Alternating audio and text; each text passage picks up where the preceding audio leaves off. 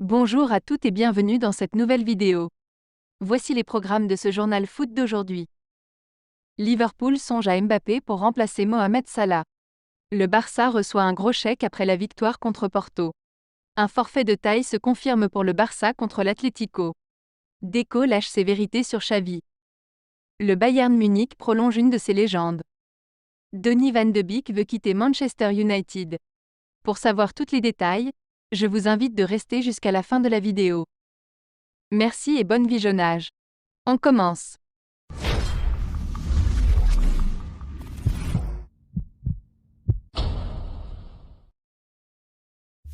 En l'emportant face au Porto pour valider son ticket pour les huitièmes de finale de la Ligue des Champions, le Barça a réalisé un gros jackpot financier.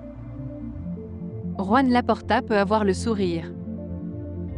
Si sportivement le Barça a réalisé un énorme coup hier en s'imposant à domicile face au FC Porto, pour valider son ticket pour les huitièmes de finale de la compétition et assurer quasiment la place de premier du groupe, le club s'est aussi assuré un gros jackpot financier. En effet, les 2 dernières années, les Blaugrana avaient été sortis dès la phase de poule pour se retrouver éjectés en Ligue Europa, forcément un immense manque à gagner. Mais cette saison, en se retrouvant officiellement qualifiés, ils peuvent souffler.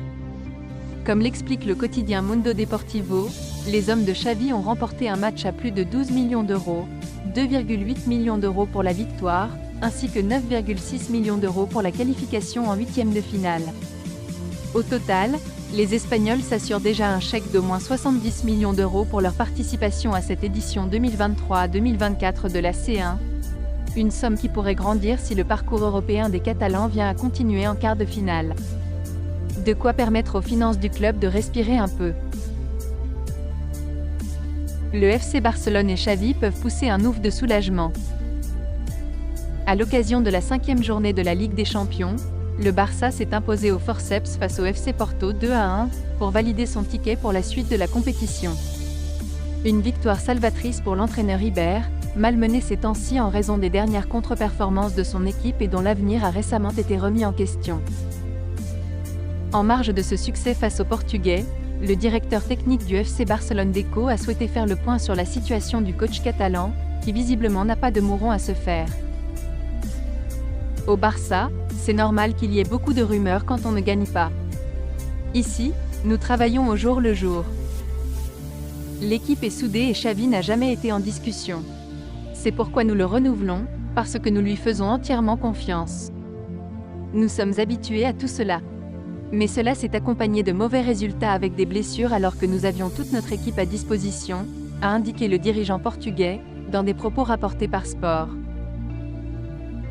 Pour le choc face à l'Atlético Madrid prévu ce week-end, Xavi Hernandez va devoir faire sans l'un de ses cadres. Un week-end décisif se présente en Liga.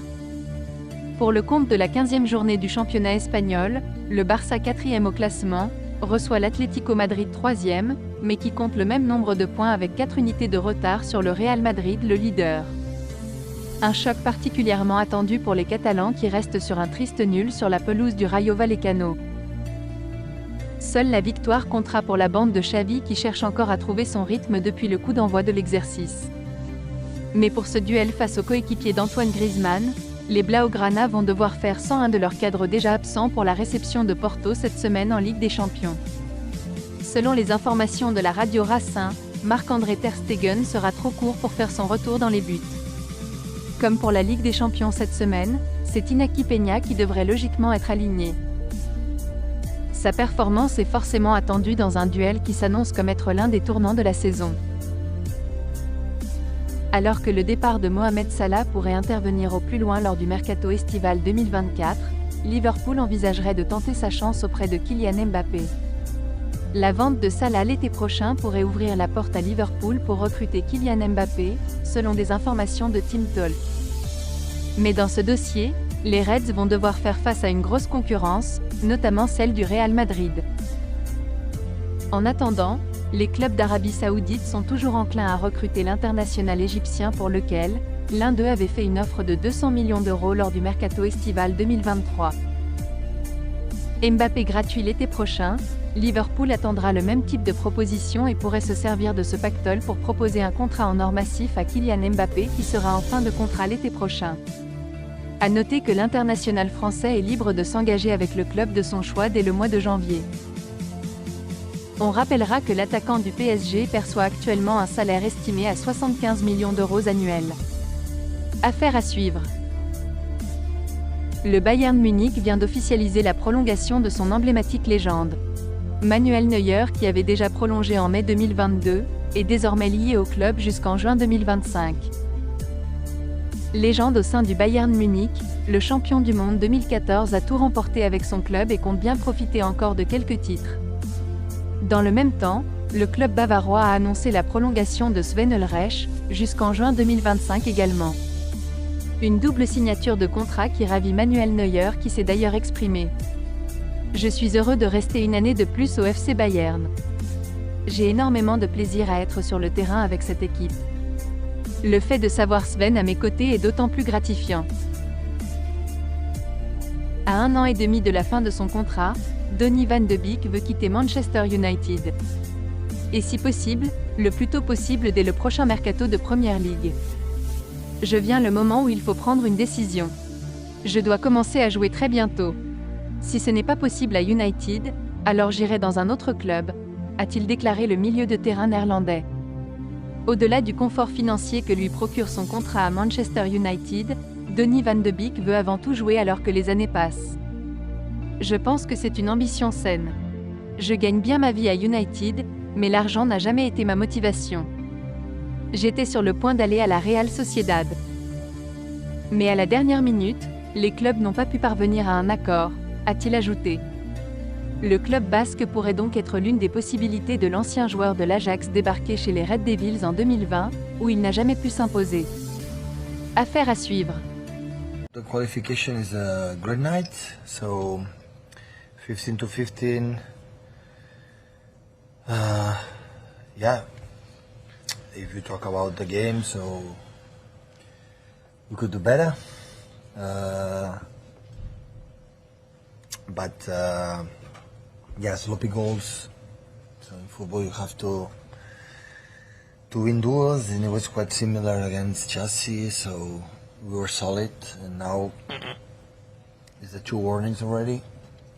Sometimes I had the feeling they were so anxious. So you know, the first yellow card from Ruben is necessary. Put the head, the feet here. So this kind of action. So it's what happened?